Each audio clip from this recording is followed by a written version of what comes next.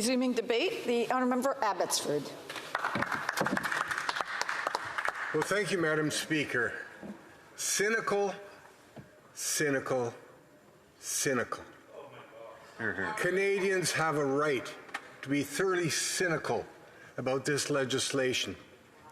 For all of the public hype around how this Liberal government wants to encourage Canadians to participate in the electoral process, notwithstanding the Prime Minister's claims that he's taking action to prevent interference in our elections by hostile foreign governments, this Bill C-65 should give little comfort to Canadians who feel that our democracy is eroding before our very eyes. You know, Madam Speaker, living in Canada is like winning the lottery. We have a history of standing for justice. We're a country dedicated to the rule of law. We're prosperous, we're safe, and we've been blessed with an embarrassing abundance of natural resources. Our citizens are among the best educated in the world, and we boast a strong democratic system and a commitment to peaceful transitions of power. Now, since 2006, I've had the honour of serving the constituents of Abbotsford, British Columbia, who have elected and re-elected me 6 times through a robust, fair, and transparent electoral process. This very process is what Bill C-65 claims to improve upon. Madam Speaker, trust in our democratic institutions, in our elections, is critical to a peaceful and vibrant society. And Canadians must have confidence that the members of this House, right here, this chamber, have been elected and arrived here fairly and without interference from foreign powers. As such, there are some provisions in this bill which we Conservatives would agree with. But we are also deeply concerned that the provisions of this bill are an attempt to conceal from Canadians a much more cynical ploy, namely the promotion of the private financial interests of the Prime Minister's NDP Liberal caucus, a group of MPs who expect not to be re-elected again. And I'll get to that in a moment. But to be sure, there are provisions in this legislation that we support. For beginners, there are provisions that make changes to third-party donations, and those changes are welcome, particularly as they are aimed at preventing foreign entities from contributing to election-related activities in Canada. With the recent revelations regarding interference in our democracy by hostile foreign actors, and the shocking disclosure that our Prime Minister failed to act in a timely manner to warn Canadian MPs and party candidates of threats to their own elections, we parliamentarians must act to ensure that our institutions remain secure and accountable to the only people that really matter, Madam Speaker, and that is Canadians themselves, not to hostile foreign powers. Ensuring that foreigners can't easily donate to candidates for federal election is a sensible, albeit very modest, improvement to a stronger democracy. So if that was the sole purpose of Bill C-65, we'd be content. But this modest improvement in our election laws is marred by other elements which are problematical. And I speak, of course, of the Prime Minister's cynical efforts to extend the so-called fixed election date by 1 week. A fixed election is exactly that, or it's supposed to be that, which is the setting of a fixed date for an election to take place in a predictable manner instead of the Prime Minister gaming the system for his own partisan purposes. Sadly, the fixed election that the law prescribes is no more. Instead, the Prime Minister has cynically pushed it back. He's pushed back the fixed date to benefit his NDP Liberal MPs who are facing imminent defeat in the next federal election. Hear, hear. According to this piece of legislation, Canadians are going to have to pay more to pay for the pensions of MPs. Accordingly, this piece of legislation is now becoming known as the Loser NDP Liberal Pension Protection Act. That's what it is. Let me repeat that. The Loser NDP Liberal Pension Protection Act. What it is. So let me explain. For those Canadians who have just tuned in, they deserve to know that in order for an MP to qualify for a parliamentary pension, they must have served a total of 6 years in this House of Commons. It just so happens that there are 80 MPs who were elected in 2019 who will not qualify for a pension if they lose the next election. They would fall 1 day short. And the Prime Minister, of course, sensing that he and many of his NDP and Liberal coalition MPs won't survive politically, has cynically included in this legislation before us a provision that, get this, would extend the fixed election date by 1 week to secure the pension entitlements of NDP Liberal MPs. Shameful. Now, the Prime Minister claims this extension to the fixed election date has nothing at all to do with vesting pensions in his MPs and everything to do with the Indian festival of Diwali. That's a fair point, except that he had the option of actually moving the date 1 or 2 weeks earlier to avoid a conflict with Diwali, or calling an election right now, as we have asked him to do. This would spare Diwali and avoid some of the corrosive cynicism that Canadians are experiencing today. But no, the Prime Minister has again exploited our long-suffering taxpayers by favoring the financial interests of elected officials who work here and, quite frankly, are well compensated for the work they do in this House. Remember, this is the Liberal government that has amassed more debt than all other Canadian governments in Canadian history combined. Combined, Mr. Speaker. This is the Prime Minister who so glibly proclaimed that budgets balance themselves. This is the Prime Minister who asked Canadians to forgive him for not thinking about monetary policy. So what's a few more taxpayer dollars going to pension off well-to-do and well-paid politicians? On that basis alone, Mr. Speaker, we Conservatives will vote against this legislation. We will always promote the interests of Canadian taxpayers. And by the way, Mr. Speaker, it is true that 32 of my Conservative colleagues are within that group of 80 MPs. But those Conservative MPs have made it very clear that they're prepared to go into an election right now and put our Conservative vision and plan for this country to the Canadian people, as up against the disastrous Liberal record. Now, there are also other elements of this bill that are problematical. Under this legislation, taxpayers will now have to foot the bill for having more advanced polling days. More costs to taxpayers.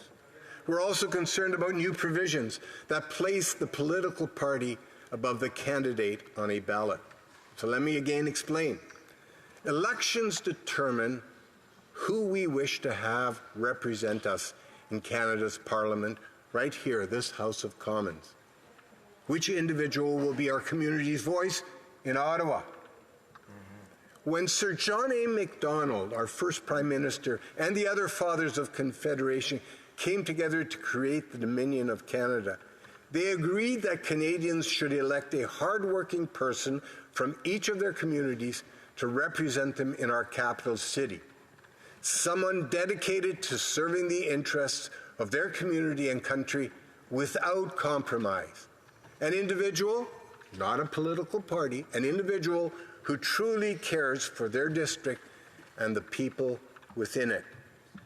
Sadly, this bill before us flips that time-honored principle on its head by suddenly prioritizing the party on the ballot rather than the candidate, him or herself. Rather than marking down the candidate of their choice on the ballot, Bill 65 would now allow a voter to simply mark down the name of a political party, and that ballot would then be valid. This provision goes against everything that our parliamentary democracy has been based on for over 150 years. That is, the premise that elected members of this House serve Canadians, and that we members, not our political parties or special interest groups, are employed by and accountable to Canadian voters. It is beyond worrying that the NDP Liberal coalition believes that bringing American-style ballot box party politics into Canada, with its attendant ballot harvesting abuses, will be embraced by Canadians. It won't, and it isn't. More likely, it's our NDP Liberal coalition friends that seek to gain an advantage over their political adversaries in this House. I began my remarks by describing this bill as cynical, capital C, cynical. It is our Prime Minister who, over a period of 9 long years, has failed to seriously address the integrity of our elections and the interference from hostile foreign actors. For many years, the Canadian government has known of foreign interference in our elections. In fact, the director of CSIS, which is our security and intelligence apparatus, warned our Prime Minister that there was a legitimate and significant threat, particularly from China, with respect to our democratic institutions and the elections that undergird those institutions. And time again, the Prime Minister refused to act.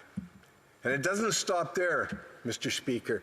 In July of 2021, a CSIS report said that China viewed Canada as a high-priority target and invests substantially into influencing our elections and civil society. Indeed, my honourable colleague and friend, the member for Wellington Halton Hills, has said that he and his extended family were even targets of the communist regime in Beijing, and that this Liberal government failed to let them know, to inform them of that fact. More egregiously, the recent top-secret NSICOP report on foreign interference names MPs who have wittingly or unwittingly engaged in election interference. That report, sadly, has been censored, yes, censored, by our own Prime Minister, who refuses to let Canadians know who among us who are suspected of acting on behalf of a foreign government. Shameful. It is completely unacceptable, Mr. Speaker, that a parliamentarian who has wittingly aided a hostile foreign power should have their name protected and be able to run for re-election. Re-election, Mr. Speaker. That is incomprehensible, and Canadians deserve better. Mr. Speaker, ask Canadians whether they believe that someone suspected of disloyalty to our country and who is in the thrall to a foreign power should remain anonymous. The overwhelming response would be no, right. Absolutely no.